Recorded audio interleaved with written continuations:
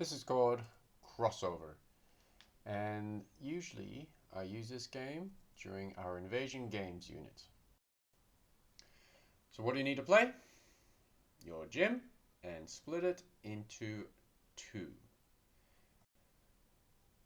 For level 1 crossover, one team attacks and then one team defends. So let's get some players onto the court.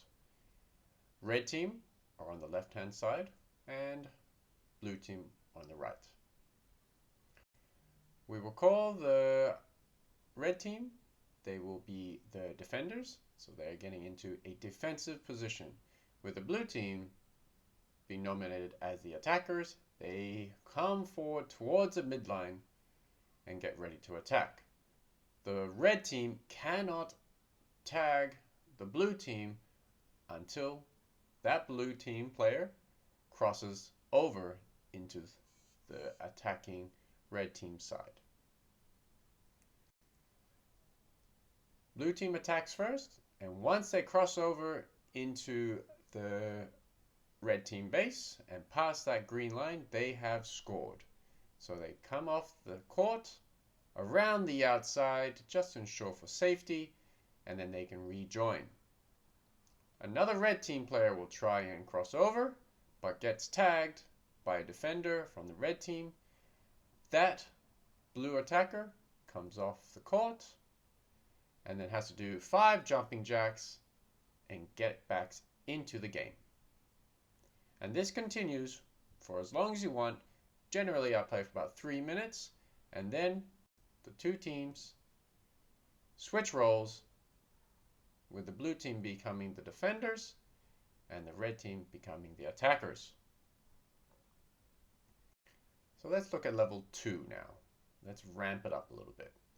Now, level 2, both teams attack and defend at the same time. Now, this can get a little bit chaotic when kids first attempt this. So exact same rules with the red team. They attack first, come back into the game. Blue team attacks, get back into the game. They both score. And this is all happening at the same time, not as this slideshow shows of one at a time. This all happens at the same time. And blue team, they try and cross over, but gets tagged, 5 jumping jacks, and gets back into the game. So that's level 2. Let's check out level 3. Level 3. So now we're getting a little bit of positional work, a little bit of job responsibility within the team. So you give 4 to 5 beanbags per team. And if a player has a beanbag, they are attackers. Students without the beanbags are nominated as defenders.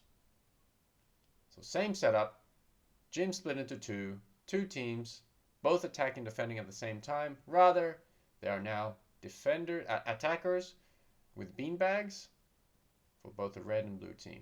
Those without the beanbags are defenders.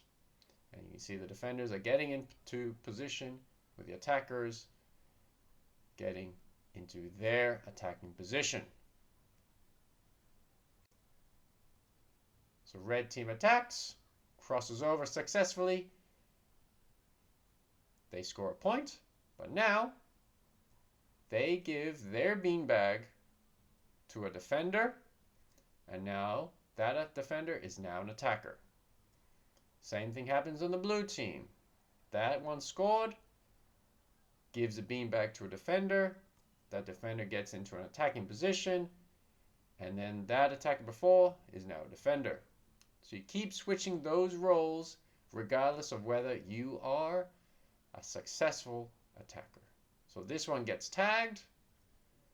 They come off, does their jumping jacks, gives the beanbag to a defender, and now that defender becomes an attacker.